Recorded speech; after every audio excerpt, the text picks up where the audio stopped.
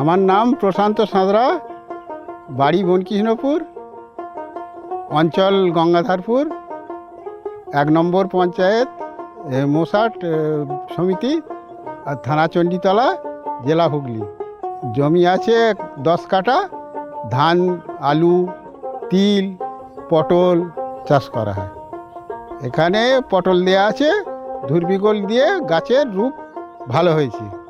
গাছ দেখতে সুন্দর হয়েছে, সাইজ ভালো হচ্ছে, ফল ফুল ভালো হচ্ছে, পরিমাণে বেশি হচ্ছে।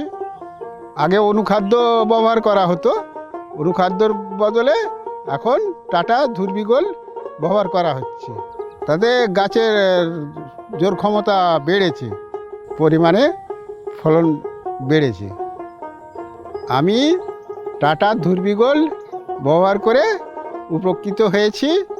চাষি ভাই বোনেদের বলছি, টাটা ধুরবিগল ব্যবহার করে উপকৃত হোক।